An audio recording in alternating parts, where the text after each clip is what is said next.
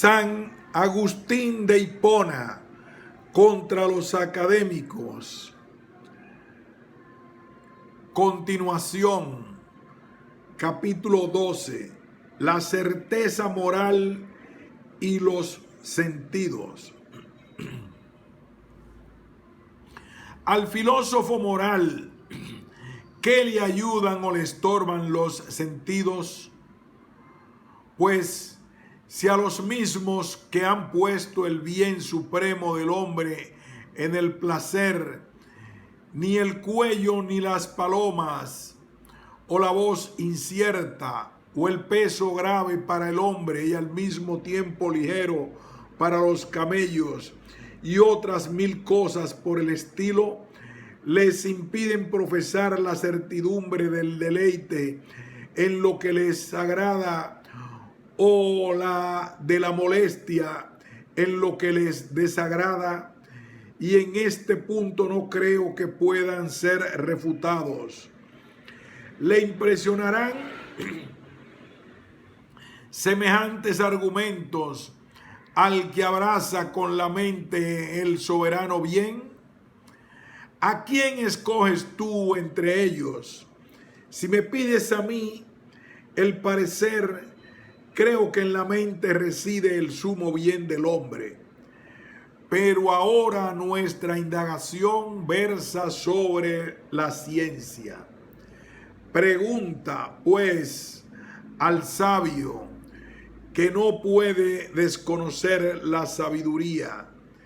Pero entre tanto, a mí, torpe e ignorante de ingenio, me es lícito saber que el soberano bien del hombre, en que consiste la vida dichosa, o no existe, o se halla en el alma, o en el cuerpo, o en ambos. Convénceme, si te es posible, de que no sé esto. Vuestras razones vulgares se estrellan aquí. Y si no puedes lograr esto, por no haber cosas semejantes falsas, dudaré yo que es muy razonable que el filósofo conozca cuánto hay de verdadero en la filosofía, cuando yo mismo conozco tantas verdades. Pero tal vez a él le asalte el temor de escoger el sumo bien estando dormido, mas no hay peligro ninguno. Al despertarse, rechazará lo que le desplace, abrazará lo que le agrade, pues ¿quién vituperará con razón al que vio en sueño una cosa falsa?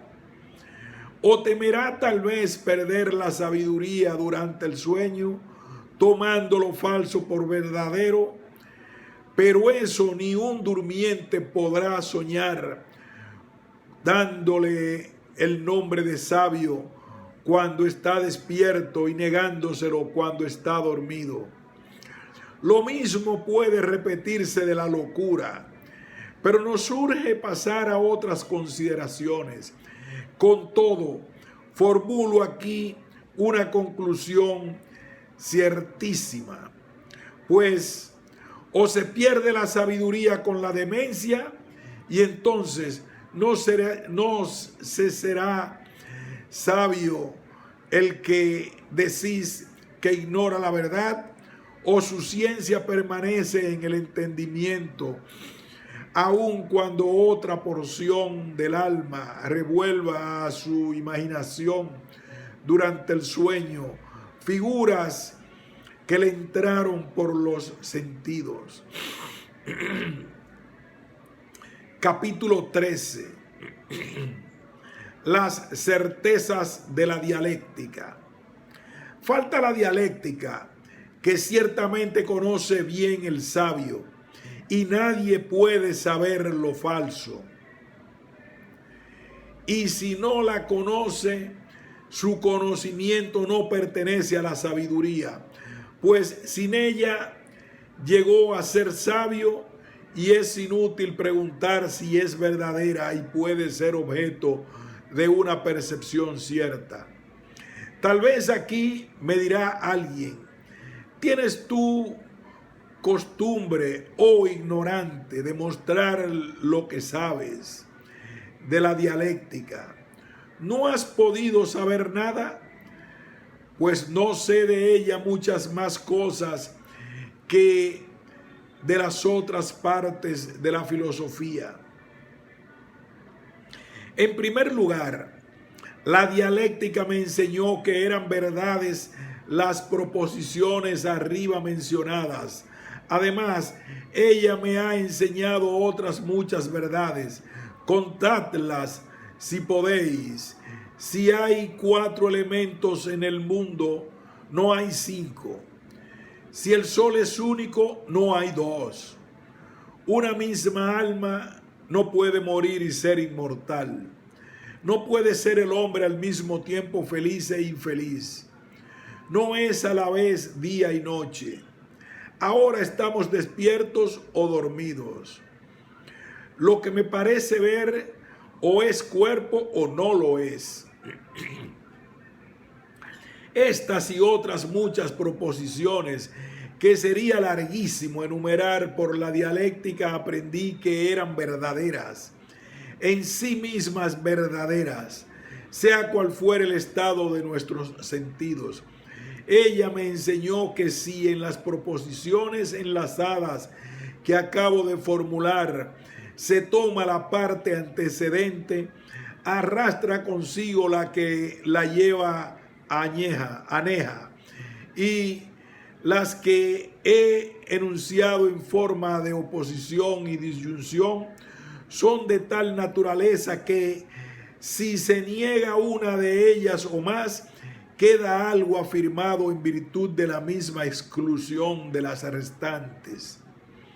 La dialéctica igualmente me enseñó que cuando hay armonía sobre las cosas de que se disputa, no debe porfiarse acerca de las palabras, y el que lo haga, si es por ignorancia, debe ser enseñado, y si por terquedad, debe ser abandonado. Si no puede ser instruido, amonéstesele a que se dedique a alguna cosa de provecho, en vez de perder el tiempo y la obra en cuestiones superfluas. Y si se resiste, dejadlo. Para los discursos capciosos y sofísticos hay un precepto breve.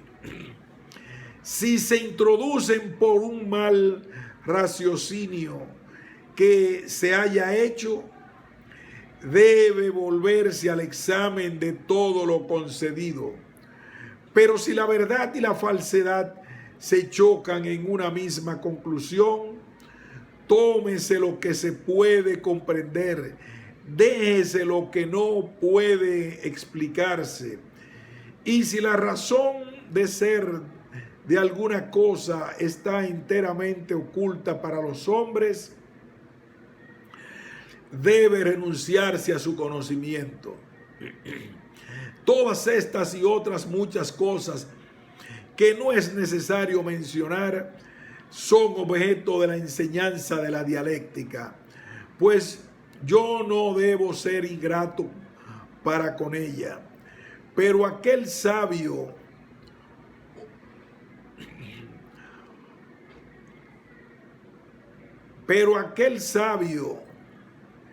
que desdeña estas cosas, o si tal vez la dialéctica es la misma ciencia de la verdad, la conoce bastante para menospreciar y acabar sin piedad con el burdismo sofisma. Si es verdadero, es falso. Si es falso, es verdadero. Y baste con lo dicho acerca de la percepción, pues al tratar del asentimiento volveré de nuevo a este punto. Capítulo 14. El sabio y el asentimiento a la sabiduría. Vengamos, pues, ahora a la parte en que parece titubear todavía Alipio, y veamos primero lo que tan agudamente influye en ti y te inspira tantas cautelas. Pues si la opinión de los académicos, sostenida, como dijiste, con tantos y tan firmes apoyos, según la cual el sabio nada sabe, queda demolida con el razonamiento que tú has descubierto, con el cual nos fuerzas a confesar que es mucho más probable que el sabio conoce la sabiduría. Habrá que suspender más aún todo asentimiento, porque eso demuestra que ni con los razonamientos más sutiles y copiosos puede mantenerse nada que resista a los ataques, no menos fuertes o más fuertes, de la parte contraria, si no falta ingenio en ella. De donde resulta que cuando es vencido un académico, sale entonces vencedor, y ojalá sea vencido. Pero ni todos los artificios del ingenio griego lograrán que se retire de mí a la vez vencido y vencedor. Ciertamente, si no hay cosa que pueda alegarse contra estos razonamientos, libremente me daré por vencido. Mas no pretendemos aquí buscar la gloria, sino hallar la verdad. Para mí basta superar de algún modo este obstáculo que se opone a los que entran en la filosofía y, sembrándola de no sé qué antros tenebrosos, amenaza obscurecer todo el saber, sofocando la esperanza de hallar la luz de la verdad. Pero mi intento está ya logrado. Si es posible que el sabio ya conoce una cosa, pues la única razón verosímil para decir que debía suspender todo asentimiento era que probablemente nada puede comprenderse. Arrumbada esta dificultad, pues el sabio, según se concede, conoce a lo menos la misma sabiduría. Ya no subsiste ninguna razón para no asentir a lo menos a la sabiduría, porque es sin duda más absurdo para el sabio no aprobar la sabiduría que el desconocerla. Figurémonos, pues, ante los ojos un poco, si podemos, en espectáculo, cierta contienda entre el sabio y la sabiduría. ¿Qué dirá la sabiduría sino que ella es la sabiduría? El sabio, al contrario, dirá: no lo creo. ¿Quién dice a la sabiduría: no creo en la sabiduría? ¿Quién sino aquel con quien ella pudo hablar, dignándose habitar en él? Esto es el sabio. Id ahora y buscadme a mí, para que pelee contra los académicos. Tenéis un nuevo género de combate. El sabio y la sabiduría guerrean entre sí. El sabio no quiere asentir a la sabiduría.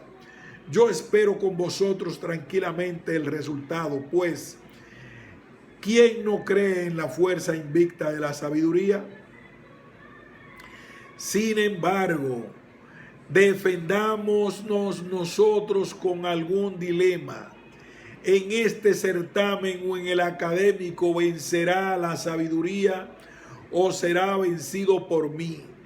Porque no será sabio, o pondrá con él la sabiduría, y afirmaremos que el sabio posee la sabiduría. Luego, el académico no es sabio, o necesariamente debe rendir su asentimiento o alguna cosa, a no ser que quien se avergonzó de decir que el sabio ignora la sabiduría no se avergüence de sostener que el sabio no asiente a la sabiduría. Mas, si es probable que el sabio pertenece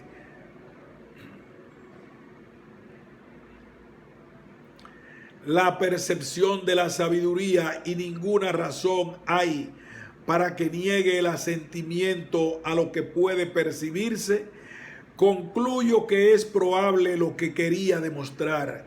Conviene a saber que el sabio ha de prestar su asentimiento a la sabiduría.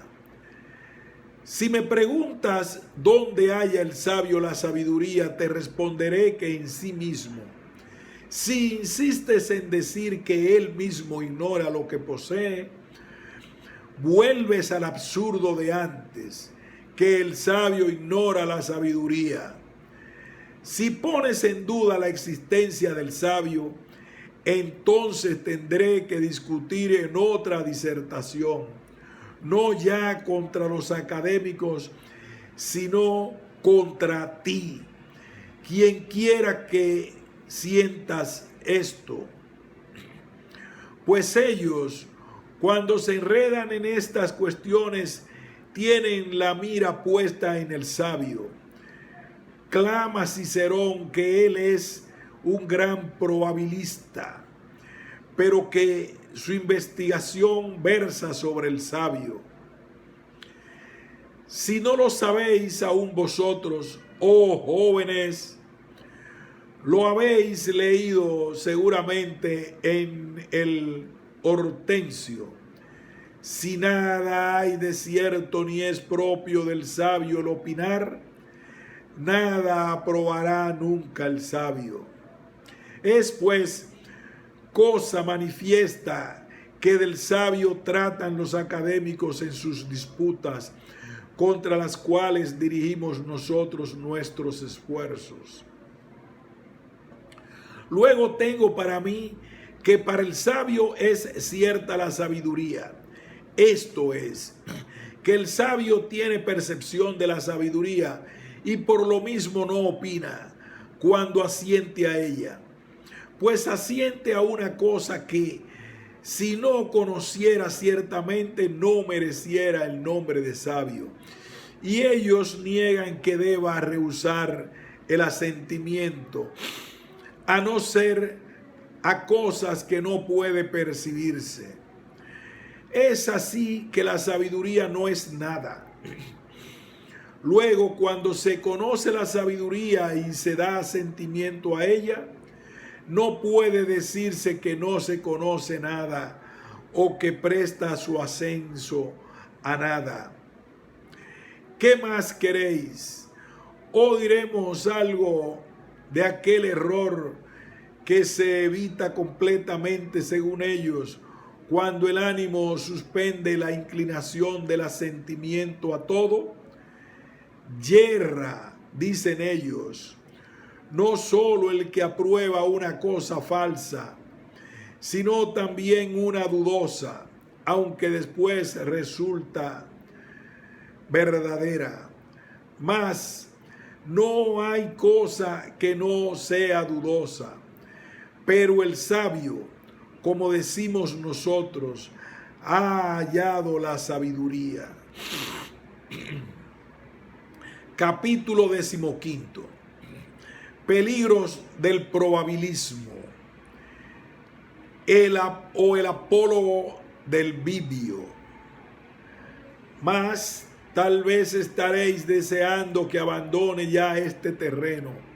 No es fácil renunciar a puntos de vista tan seguros, pues tratamos con hombres en extremo astutos. Con todo, os daré gusto. Pero aquí, ¿qué os diré? ¿De qué argumentos echaré yo mano? ¿Qué puedo aportar de nuevo? Necesario es volver al antiguo argumento contra el cual también ellos ponen sus objeciones. ¿Qué haré con quien echáis fuera de vuestro campamento? Pediré el socorro de los más doctos, con los cuales Si no logro la victoria, me afectará menos la afrenta de la derrota. Yo lanzaré pues con todas mis fuerzas el dardo negro de humo y de moho, pero eficacísimo. Si no me engaño, el que nada aprueba, nada hace. Oh hombre cándido, ¿y dónde está lo probable?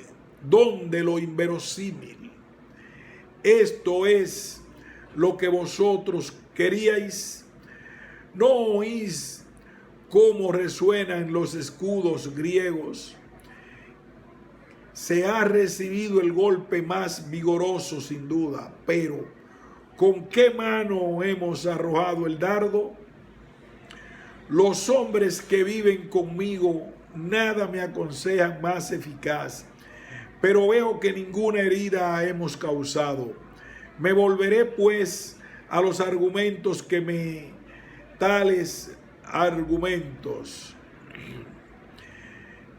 son tales argumentos, que me suministra el campo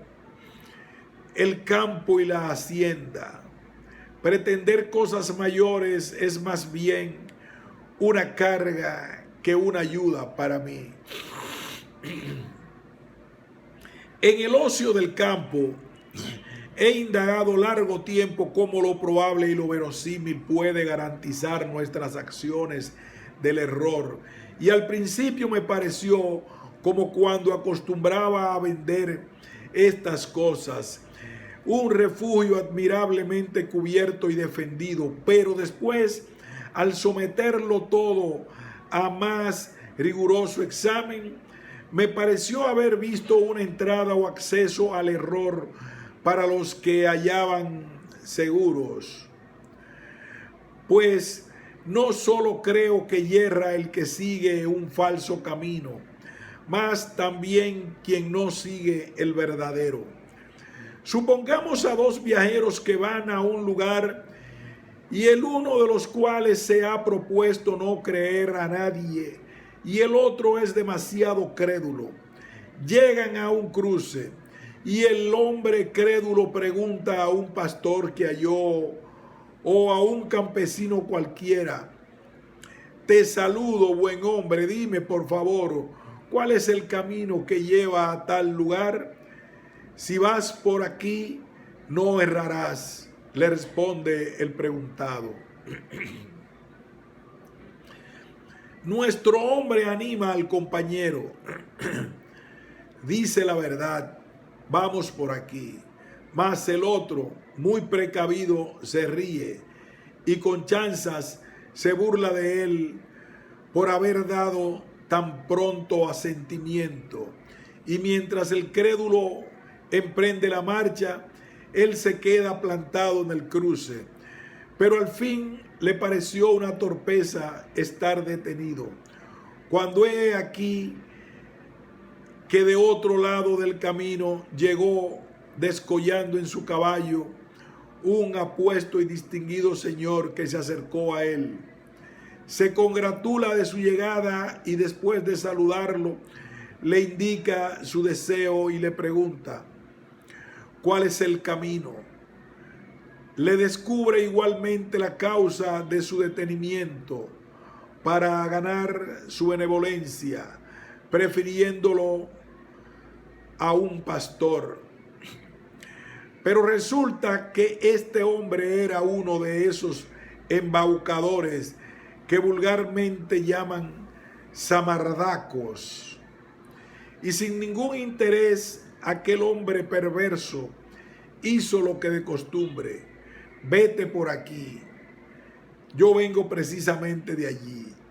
Con estas palabras lo engañó y se marchó. ¿Cuándo se engañaría este hombre? Porque esta indicación no la tomó como verdadera, dice él, sino porque es probable. Y pues no es ni decoroso ni útil estar aquí ocioso. Tomaré el camino indicado. Mientras tanto, el que erró por dar fácilmente su asentimiento, tomando por verdaderas las palabras del pastor, ya estaba descansando en el lugar de su destino. Este, en cambio, que no yerra, porque sigue solo lo que es probable, anda vagando por no sé qué bosques, sin topar persona que conozca el lugar a donde se había propuesto ir. Cuando pensaba esto, os diré con franqueza, no pude contenerme la risa al ver que no sé cómo por las palabras de los académicos yerra el que sigue el camino verdadero, aún casualmente. En cambio, no parece errar quien, siguiendo la probabilidad, se extravió por montes sin caminos, sin hallar el lugar que buscaba. Si se debe condenar todo asentimiento temerario, digamos más fácilmente que los dos se engañan antes de sostener que no se engaña el último. Después, estudiando más atentamente la doctrina de los académicos, comencé a considerar los hechos y las costumbres de los hombres, y me vinieron contra ellos tantos y tan capitales argumentos que ya no me provocaban a risa, sino más bien a disgusto y llanto, al ver que hombres doctísimos y agudísimos se veían arrastrados a opiniones tan criminales y malvadas. Capítulo 16. Consecuencias inmorales del probabilismo. Seguramente no todo el que yerra peca, mas todo el que peca se dice que yerra, o algo peor.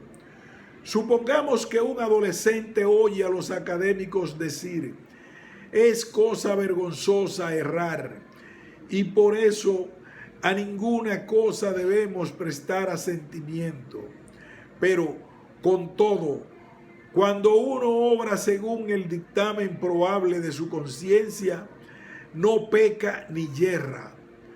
Procure solo aprobar como verdadero lo que se le ofrece al ánimo o a los sentidos. Oyendo esto, un adolescente preparará las acechanzas a la pudicicia de la mujer ajena. Contigo va esto, Marco Tulio.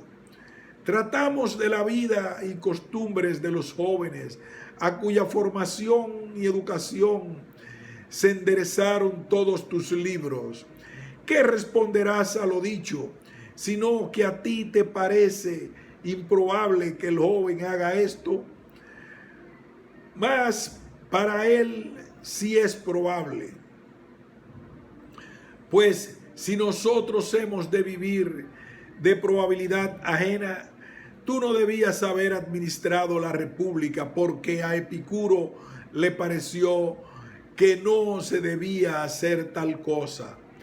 Seducirá pues aquel joven a la esposa ajena, si fuere sorprendido. ¿Dónde te hallará a ti para que la defiendas? Y aun si te hallare, ¿qué le dirás? Lo negarás seguramente. Y si el hecho fuere tan patente que no ha lugar a duda, te empeñarás en persuadir, como en el gimnasio de Cumas y de Nápoles, que es inocente, que no se engañó siquiera, porque no se convenció como de cosa cierta del deber de cometer el adulterio.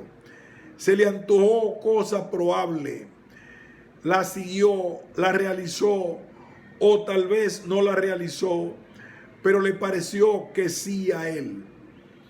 Y el marido, hombre simple, todo lo alborota y perturba con su proceso, y sus reclamaciones sobre la castidad de su mujer, con la que tal vez ahora yace sin saberlo. Si aquellos jueces ven claramente el delito o despreciarán a los académicos y lo castigarán como verdaderísimo crimen, o bien, obedeciendo a ellos, con toda probabilidad y verosimilitud, condenarán al hombre, de modo que el abogado no sepa a qué atenerse, no tendrá sobre quién descargar su invectiva, pues todos dicen que no han errado en nada y sin ningún asentimiento han obrado conforme a la probabilidad. Dejará pues su papel de abogado y desempeñará el de filósofo consolador. Y así persuadirá fácilmente al joven que ha hecho tantos progresos en la doctrina académica que se considere como condenado en sueño. Vosotros creéis que estoy chanceándome. Os puedo jurar por todo lo divino que no sé absolutamente cómo pecó este. Si todo el que obra según la probabilidad no peca, a no ser que digan que una cosa es pecar y otra errar, y que ellos con sus preceptos se esforzaron por evitar nuestros errores, ya que el pecado, según ellos, no es cosa grave. No digo nada de los homicidios, parricidios, sacrilegios y de cuántos crímenes pueden cometerse o pensarse, y que con breves palabras suelen justificarse, y esto es lo más grave, por jueces sapientísimos. No he consentido, luego no he errado, y cómo no iba a hacer lo que me pareció probable. Quienes crean que tales cosas no pueden persuadirse probablemente, lean el discurso de Catilina, con que persuadió al parricidio de la patria, crimen que resume todos. ¿Quién pues no se burlará de semejante sistema? Ellos dicen que para obrar siguen lo probable y buscan con ahínco la verdad, que probablemente no puede hallarse, absurdo, digno de admiración. Pero dejemos ya este punto, pues nos toca menos, nos interesa menos para el orden de nuestra vida y el peligro de nuestra suerte. Lo que es capital, lo que me parece terrible, lo que asusta a todos los hombres honrados, es que si esta argumentación es válida, con tal que se apoye en una razón probable para obrar, con tal de no prestar asentimiento a ninguna cosa como verdadera, se podrá perpetuar toda clase de abominaciones sin ser acusado de crimen y ni siquiera de error. ¿Qué diremos pues? Y esto no lo vieron aquellos filósofos. Sí, y con una sagacidad y penetración extraordinarias. Ni yo tendré de ningún modo la pretensión de ponerme al lado de Marco Tulio en prudencia y habilidad, en ingenio y doctrina. Con todo, cuando él afirma que el hombre nada puede saber, si se le replicase solo esto, yo sé que así me parece esto a mí. No hallaría modo de refutarlo. Capítulo 17. Verdadera opinión de los académicos, los dos mundos de Platón. Pues, ¿qué pretendieron aquellos grandes varones con sus eternas y tenaces disputas para excluir de todos la ciencia de lo verdadero? Oíd ahora más atentamente, no lo que sé, sino lo que opino. He aplazado para el final el declarar si puedo, mi parecer acerca de todo el plan o consejo de los académicos. Platón, el hombre más sabio y erudito de su tiempo, que de tal modo disertaba que todo al pasar por su boca cobraba grandeza y elevación, y tales cosas habló que de cualquier modo que las dijese, nunca se empequeñecían en sus labios. Después de la muerte de Sócrates, su maestro, a quien distinguió con singular predilección, según dicen, tomó muchas doctrinas de la escuela de Pitágoras, y satisfecho de la filosofía griega, que entonces o no existía o no estaba muy oculta, después que por los razonamientos de Ferécides de Siria se persuadió de la inmortalidad del alma, emprendió largas y vastas peregrinaciones para escuchar a gran número de sabios. Platón, pues, añadiendo a la gracia y sutileza socrática en las cuestiones morales, la ciencia de las cosas divinas y humanas, que diligentemente había indagado en la mencionada escuela, y coronando después estos elementos con una disciplina capaz de organizarlos y juzgarlos, esto es, la dialéctica, la cual o es la misma sabiduría o un medio indispensable para llegar a ella, se dice que sistematizó la filosofía como ciencia perfecta, de la que no es ahora tiempo de discurrir. Para mi propósito, básteos saber que sintió Platón que había dos mundos, uno inteligible, donde habitaba la misma verdad, otro sensible, que se nos descubre por los órganos de la vista y del tacto. Aquel es el verdadero, el semejante al verdadero y hecho a su imagen. Allí reside el principio de la verdad, con que se hermosea y purifica el alma que se conoce a sí misma. De no puede engendrarse en el ánimo de los insensatos la ciencia, sino la opinión. Con todo, lo que se hace en este mundo por las virtudes llamadas civiles, semejantes a las verdaderas virtudes y sólo conocidas de un reducido número de sabios, no merece sino el nombre de verosímil.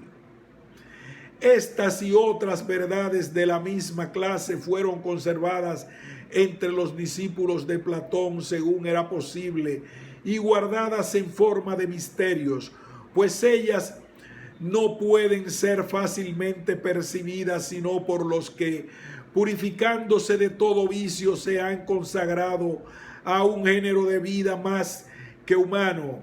Si peca gravemente el que conociéndolas las quisiere enseñar a cualquiera.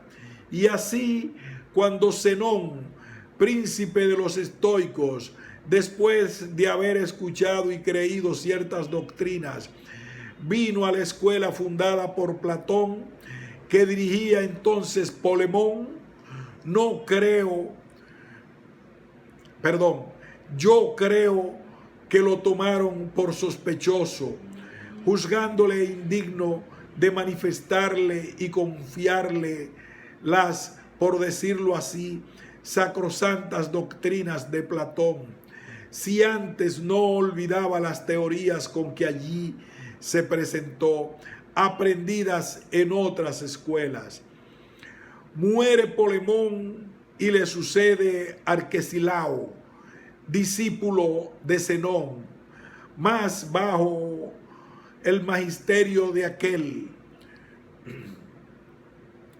por lo cual, lisonjeándose Zenón de una opinión suya acerca del mundo y sobre todo sobre el alma, a cuyo conocimiento aspira la verdadera filosofía, y diciendo de ella que es mortal y que no hay más mundo que al alcance de los sentidos, y que todo en él es obra del cuerpo, pues el mismo Dios consideraba como fuego.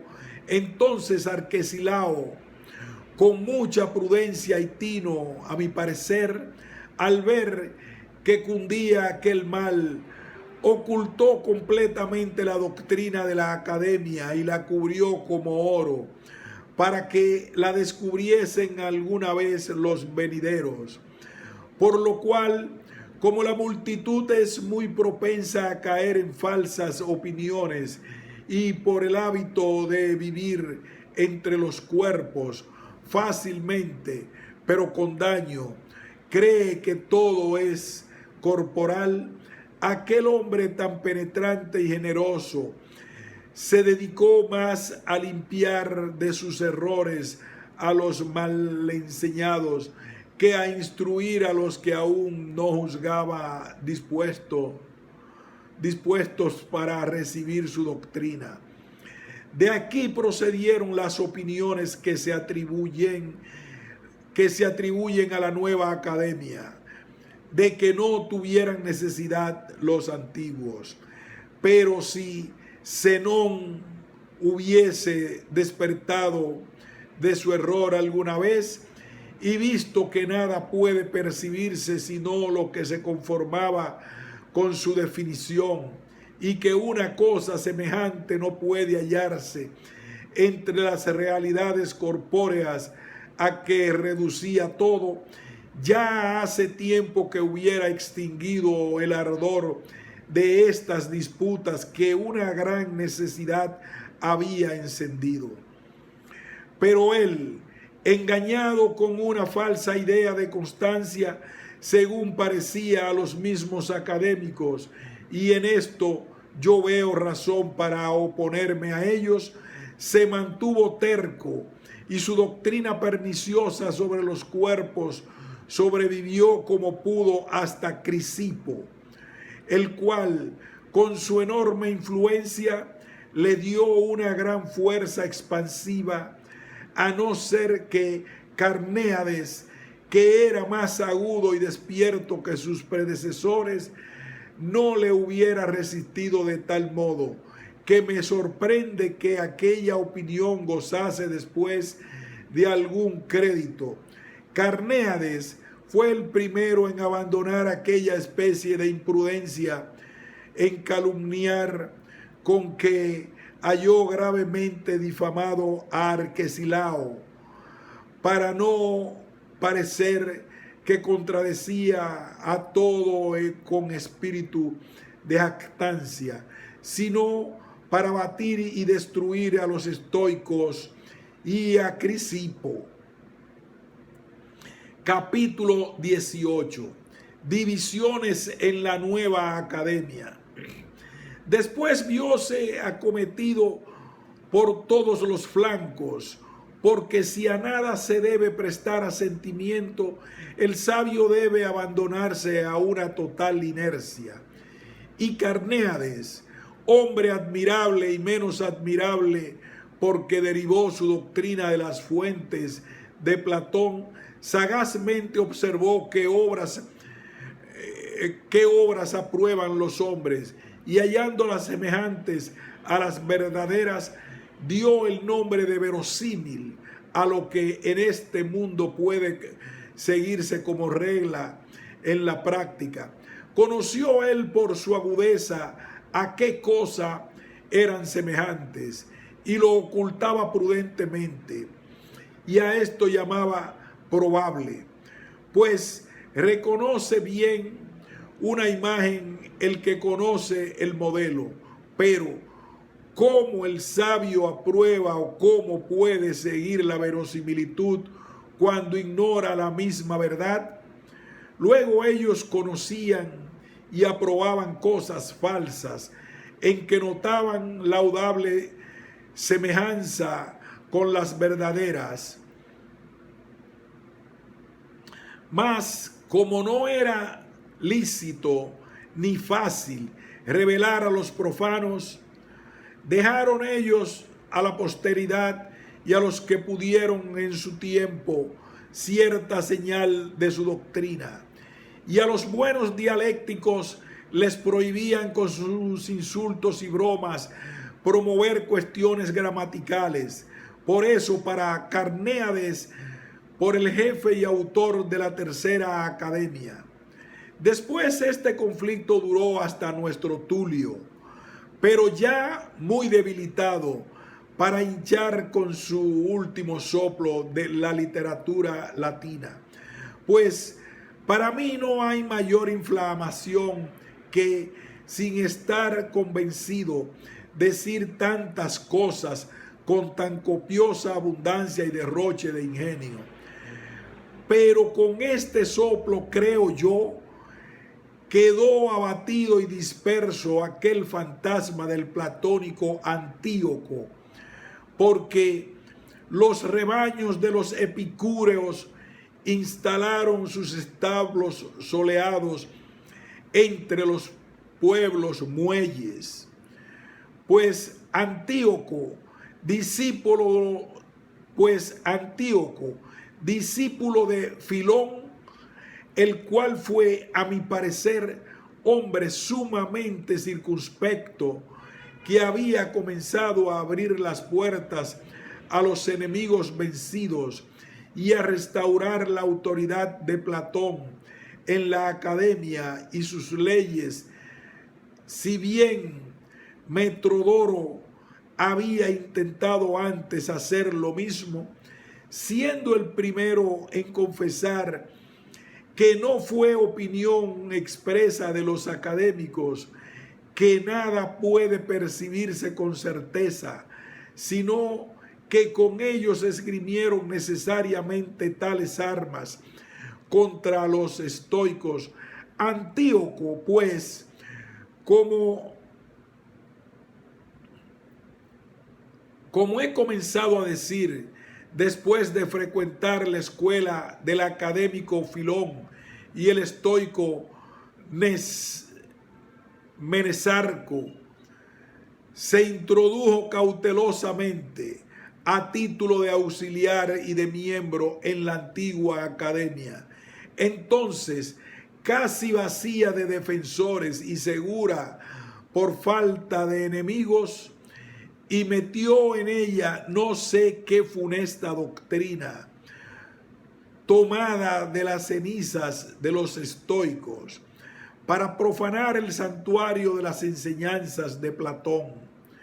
Pero Filón, tomando de nuevo aquellas armas, le resistió hasta morir, y nuestro Tulio destruyó lo que quedaba, no pudiendo soportar que en vida suya fuese manchado o arruinado lo que él amó.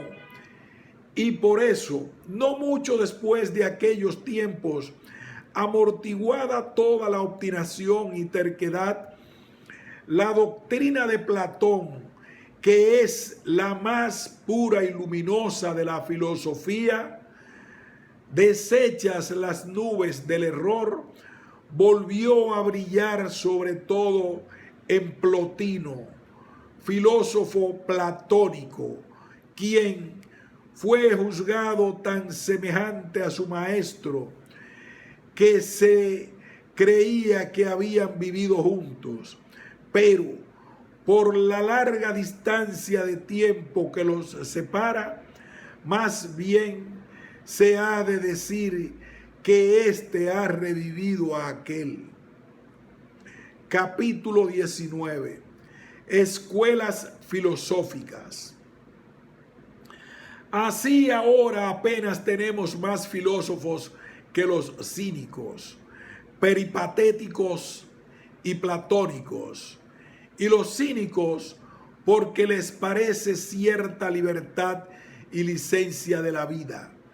Mas en lo que atañe a la erudición y doctrina, como también a la moral, que mira a la salud del alma, no han faltado hombres de suma agudeza y diligencia, que con sus discursos han mostrado la concordia vigente entre las ideas de Aristóteles y Platón, que solo a los ojos de los distraídos e ignorantes parecen disentir entre sí. Así, después de muchos siglos y prolijas discusiones, se ha elaborado una filosofía perfectamente verdadera. No es esta la filosofía de este mundo que nuestras sagradas letras justamente detestan, sino la del mundo inteligible, al que la sutileza de la razón no habría podido guiar a las almas, cegadas con las multiformes tinieblas del error y olvidadas bajo la costra de las sordideces materiales. Si el sumo Dios, descendiendo con su misericordia al seno del pueblo, no hubiese abatido y humillado hasta tomar cuerpo humano al Verbo divino, pero que, estimuladas las almas con sus preceptos y sobre todo con sus ejemplos, sin luchas de disputas, pudiesen entrar en sí mismas y volver los ojos a la patria. Capítulo 20. Conclusión de la obra. Platón conduce a Cristo. He aquí las convicciones probables que entre tanto me he formado, según pude, de los académicos. Si no son acertadas, poco me importa, porque por ahora me basta con creer que el hombre puede hallar la verdad, pues quien opina que los académicos mismos han pensado así, lea a Cicerón, porque dice él que solían ocultar su doctrina, sin descubrírsela a nadie más que al que llegaba con ellos a la ancianidad. Cuál fuese su doctrina, Dios lo sabe. Yo creo que fue la de Platón, mas para que conozcáis brevemente mi plan, sea cual fuere la humana sabiduría, veo que aún no la he alcanzado yo.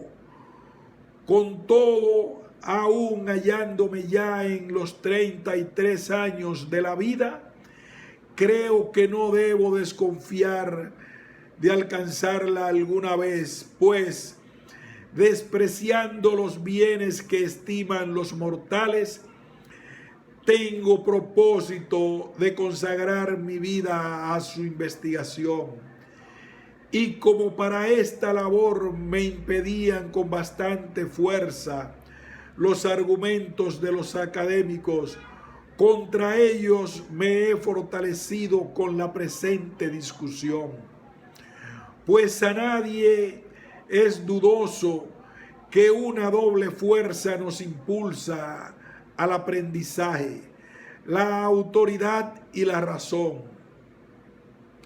Y para mí es cosa ya cierta que no debo apartarme de la autoridad de Cristo, pues no hay otra más firme en los temas que exigen arduos razonamientos, pues tal es mi condición que impacientemente estoy deseando de conocer la verdad, no solo por fe, sino por comprensión de la inteligencia.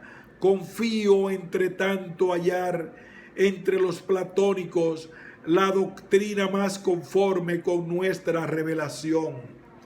Aquí, al ver que yo había terminado mi discurso, aunque era ya de noche y hubo que utilizar la linterna para escribir con todo, los jóvenes con mucha atención ansiaban saber si Alipio prometía responder aunque fuese en otro día. Entonces dijo él: nada estoy dispuesto a conceder que haya respondido mejor alguna vez a mi propia íntima instancia, como el confesor que me retiro vencido por la discusión de hoy, y creo que esta alegría no debe ser únicamente mía. Os la comunicaré pues a vosotros, compañeros de lucha y jueces míos, porque ser vencidos en esta forma por la posteridad, tal vez hasta los académicos lo desearon. Y a la vez, ¿qué pudo ofrecérsenos a nosotros más agradable que esta discusión, más sólido con la gravedad de las sentencias, más abierto a la benevolencia y más henchido de erudición y doctrina? Me es imposible mostrar bastante admiración por la amenidad con que se han tratado las cuestiones más espinosas, venciendo con fuerza las dificultades mayores, exponiendo con mesura las convicciones y vertiendo claridad sobre los puntos más oscuros. Así pues, compañeros míos, convertid vuestra ansiedad expectante con que me provocabais a responderle en una más segura esperanza de instruiros juntamente conmigo. Tenemos un guía que es capaz de llevarnos a la ayuda del Señor hasta los mismos arcanos de la verdad. Al notar yo por los gestos de la cara que los muchachos se mostraban un poco decepcionados, porque Alipio al parecer no iba a responder, les dije sonriendo: ¿tenéis acaso envidia de las alabanzas que me ha tributado? Mas, por ser tan segura la firmeza de Alipio, no le temo. Y para que vosotros me mostréis también vuestro agradecimiento, quiero prepararos contra él por haber defraudado vuestra esperanza. Leed los libros de los académicos y cuando veáis allí a Cicerón vencedor de estas bagatelas, ¿y qué cosa más fácil que lograr esto? Obligad a Alipio a sostener mi causa y razonamiento contra aquellos argumentos invencibles de Tulio. Esta es, Alipio, la onerosa recompensa que te doy en pago de tus falsas alabanzas.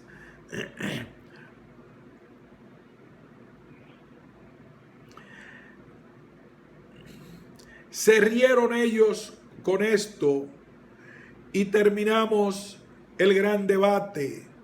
No sé si con la debida solidez, pero sí más moderada y prontamente de lo que yo esperaba.